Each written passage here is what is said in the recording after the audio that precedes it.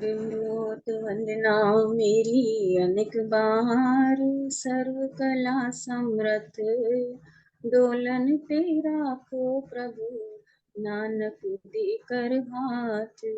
ज्ञान अंजन सतगुरु दिया, अज्ञान में अंधेर विनाश।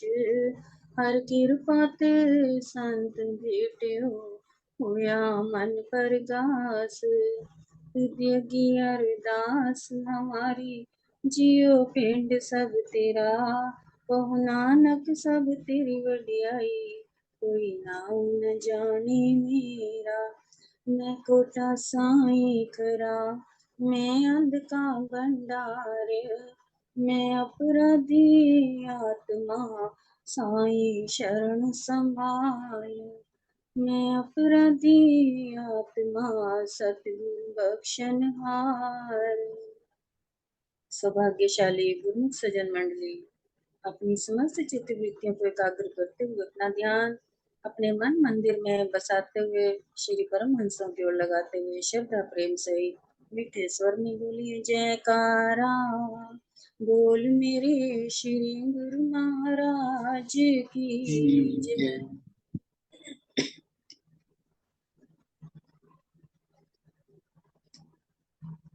खुद को कर बुलंद इतना कि खुदा भी पूछे, बता तेरी रज़ा क्या है, अपनी रज़ा खुद खुदा से, अपनी रज़ा खुद खुदा से। गुरुमुखो, अपने अपने सबके कर्म, अपने अपने भाग और अपनी रजा और अपनी गुरुमति, ये सब के अपने अपने अलग अलग से कर्मों के हिसाब से बना हुआ है। हम सोचते हैं कि हमारे कर्म भगवान लिखता है, जबकि ये मनुष्य की कितनी सोच भावना जो है ये गलत है। क्योंकि कर्म हमारे अपने जो हैं वो भगवान नहीं लिखता। हमारा भाग्य जो है वो भगवान नहीं लिखता, हमारा भाग्य हम स्वयं लिखते हैं। चाहे हम अपने भाग में राज सिंहासन लिखें, चाहे हम सड़क का भिखारी लिखें, तो चाहे हम उच्च पदवी का अधिकारी लिखें, ये सब हमारे कर्मों के आधार पर ही निर्धारित करता है। क्योंकि भगवान तो केवल वही लिखता है जो हम चाहते हैं, जो हम लिखवाते हैं। जैसे जो हम बोलेंगे भगवान वही लिखेगा। एक उदाहरण के तौर पे, जैसे कि आज के समय में आपने ये देखा होगा कि सीएम क्या खुद कोई टाइप करता है? कौन करता है टाइप? उसका स्टेनो करता है, उसका पीए करता है। उसके लेटर टाइप फिर जब हो जाते हैं, उस पे साइन कौन करता है? उसको सीएम करता है। इसी प्रकार से जो जो हम बोलते हैं वो लिखत में आ जाता है, और उसके बाद उसके ऊपर भगवान केवल अपने साइन करते हैं। साइन करने से हमारा भाग्य जो है, हम ये सोच लेते हैं कि भगवान ने लिखा है, ये गलत है। आज हम जो कुछ भी सोचते हैं, जो कुछ भी करते हैं, अपने कर्मों के आधार पर कर रहे हैं।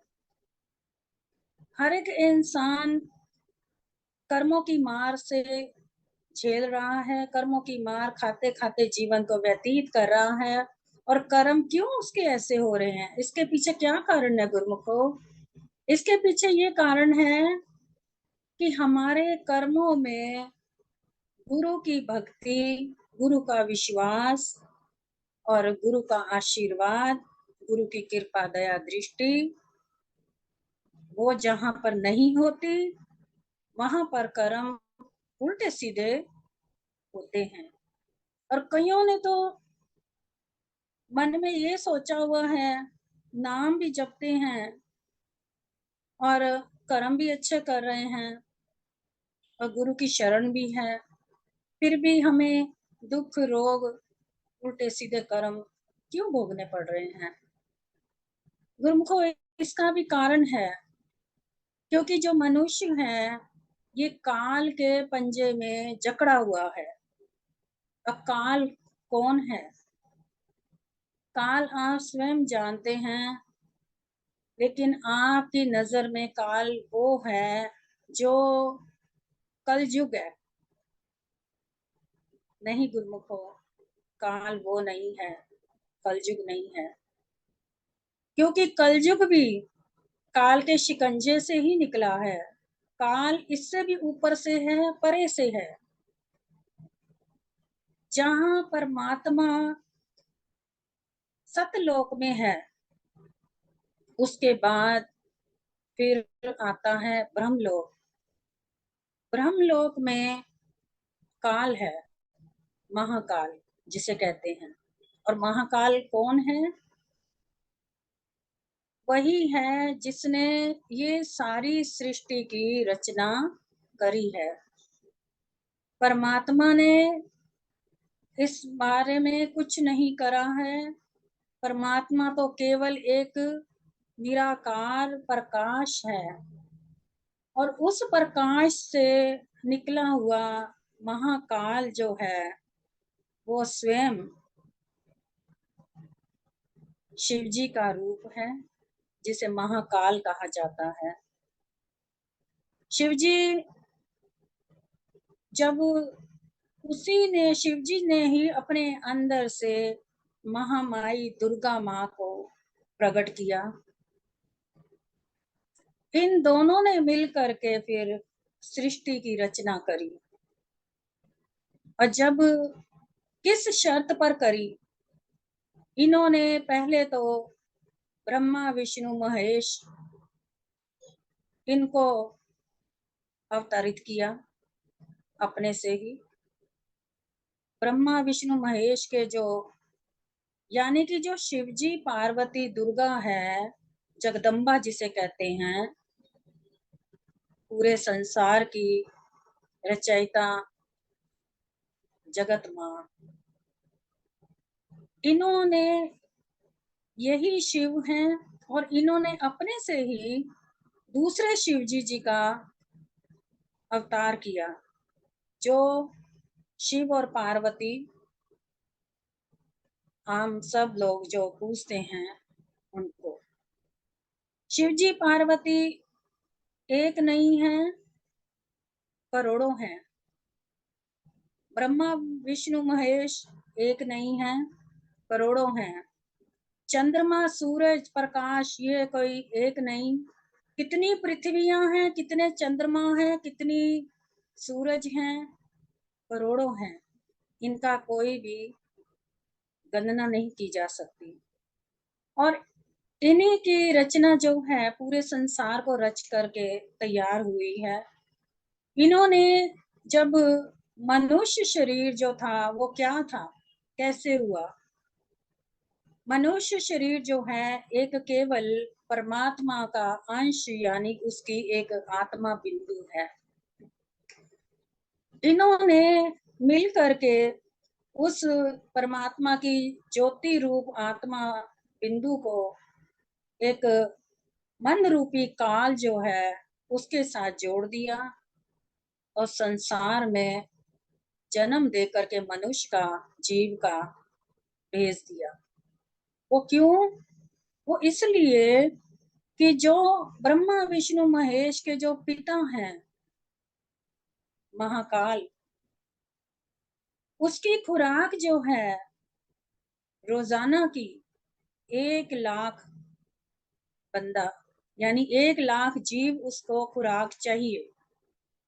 अब वो चाहता है कि ये जो जीव बनाए हुए हैं मेरे अपने, ये ऐसे ऐसे उल्टे सीधे कर्म करें और ये केवल देवी देवता तक ही सीमित रहें, जिससे कि इनकी जो भक्ति है वो ना हो।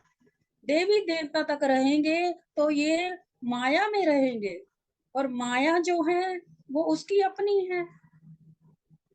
अब वो माया ही तो हर किसी को अपना रंग, अपना असर प्रभाव छोड़ करके काल के मुंह की तरफ ले जा रही है। लेकिन भोला प्राणी क्या जाने कि माया क्या है।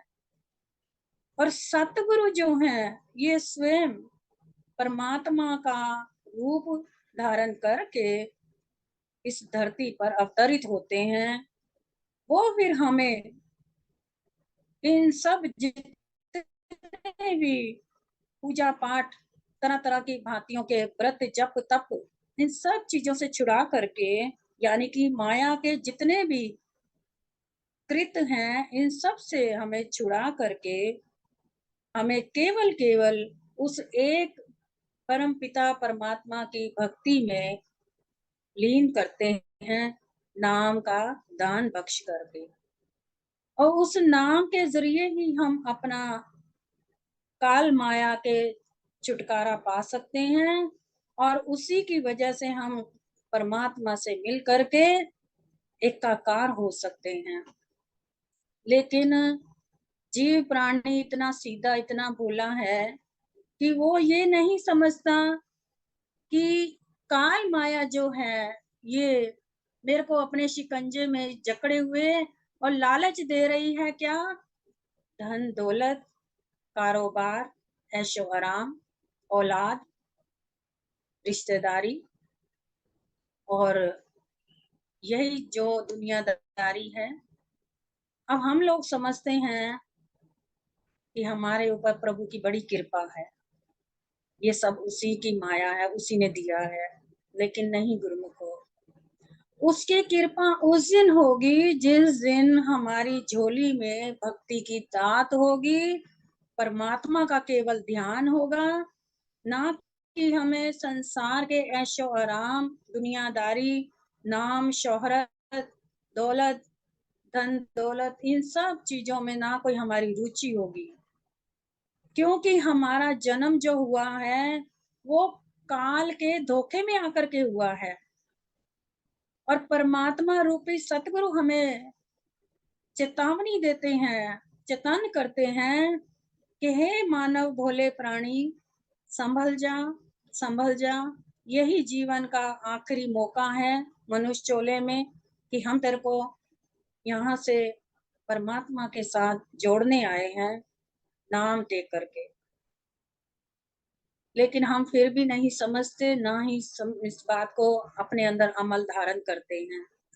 उसकी कृपा इतनी है कि वो जगह जगह पर अपने सत्संग प्रचार संतों महात्माओं को भेज करके कराते हैं, जिससे कि हर मनुष्य के अंदर कोई ऐसी ज्ञान की ज्योति जागृत हो, जिससे उसको अपने भले बुरे की पहचान हो, काल माया का पता लगे कि काल माया क्या है और परमात्मा क्या है। ये दोनों चीजें जो हैं अलग अलग हैं। जैसे कि हमारी अंतर आत्मा परमात्मा है और हमारा मन जो है ये काल माया है। अब हमने इस बात के ऊपर निर्णय लेना है कि हमने काल माया की बात माननी है या कि अपनी अंतर आत्मा की बात माननी है। हमारी आपने कई बार गुरुमुखों सोचा देखा भाला होगा कि जैसे कोई भी निर्णय लेने लगते हैं, कोई चंगा मंदा कैसा भी, कई बार हमारे अंदर दो प्रकार के विचार चलते हैं। एक कहता है कि कर, कुछ नहीं होगा, और एक कहता है नहीं, मत करियो वरना पछताएगा। अब ये दोनों कौन है? एक मन है, एक आत्मा है। मन काल है, वो कहता है कि तू बुरा कर्म करने लगा है तो इसको देर मत कर, झट से कर डाल। और आत्मा कौन है? परमात्मा है। वो इशारा देता है कि मत करियो, वरना काल का ग्रास बन जाएगा और काल के नक्शे कदम पे चलता हुआ ब्रह्मलोक तक ही सीमित रह जाएगा। लेकिन हमें गुरुमुख को ब्रह्मलोक तक नहीं जाना है, हमें सतलोक तक पहुंचना है। सतलोक यानी सचखंड। ब्रह्मलोक केवल देवी देवताओं का देश है, हमारे प्रभु का नहीं है। हमारे प्रभु का जो देश है वो सचखंड है। इसी प्रकार से ऊपर कई लोक हैं, जिन लोगों के अभी हर किसी को ज्ञान नहीं है, अंदाजा भी नहीं है कौन से लोक में कौन से देवी देवता भ्रमण करते हैं। और ये देवी देवता केवल हमें, अगर आज ही हम भक्ति करने लग जाएं, सही नेक इरादों से नेक कर्म करने की सोच लें और अच्छी राह पर चल पड़े, तो यही देवी देवता हमारे आगे पीछे डोलेंगे और हमें अपनी माया में रंगने की कोशिश करेंगे, जिससे कि हम इनकी माया में फंस जाएं और भक्ति मार्ग पर ना चल पाए। लेकिन ये सौभाग्य है हमारा कि हमें महापुरुषों की चरण शरण मिली, वो भी पूर्ण सतगुरु की। पूर्ण सतगुरु गुरुमुखों आज के समय में कोई नहीं मिलेगा आपको, ये गारंटी है इस बात की। अधूरे गुरु बहुत हैं, पूरा गुरु कोई नहीं है। जिस प्रकार से उदाहरण के तौर पे संसार में अगर कोई मनुष्य शरीर छोड़ देता है तो कहते हैं फलाना पूरा हो गया। हकीकत में वो पूरा कहाँ हुआ, वो तो अधूरा हुआ। पूरा तो वो हुआ जो जिस मकसद के लिए आया था, जिस लक्ष्य के लिए आया था, उसने वो लक्ष्य हासिल कर लिया। प्रभु की भक्ति बंदगी करके अपने अंदर से काल माया को अलग करके परमात्मा के हवाले अपने आप को करके परमात्मा में समा गया। यानी कि जीते जी अपने आप को जिसने मुक्त कर लिया, असल में वही पूरा हुआ। बाकी तो सब अधूरे ही अधूरे हैं। अधूरे आते हैं, अधूरे जाते हैं। पूरा तो कोई लाखों करोड़ों में कोई विरला ही होता है। और लाखों करोड़ों में क्यों? क्योंकि उसको अगर ज्ञान जिसके समझ में पड़ गया, प्रभु की रहमत जिस पर हो गई। प्रभु की रहमत भी तभी होती है अगर हम उनकी आज्ञा जी हजूरी में रह करके अपने जीवन को व्यतीत करते हैं। वरना प्रभु की रहमत, हम अगर उल्टे सीधे कर्म करें तो प्रभु की रहमत क्यों होगी हमारे ऊपर? जैसे कि एक बच्चा गलत रास्ते पर चल रहा है, तो क्या उसके माता पिता उसका साथ देंगे? नहीं ना। इसी प्रकार से अगर आम जीव काल माया में रहेगा फंसा हुआ, तो प्रभु की रहमत नहीं होगी। फिर भी वो दया करते हैं। कहते हैं माता पिता से भी बढ़कर सतगुरु के अंदर ममता होती है अपने शिष्य के प्रति। और वो शिष्य पे इतनी दया रहमत करके उसको फिर भी सही राह मार्ग दर्शाते हैं।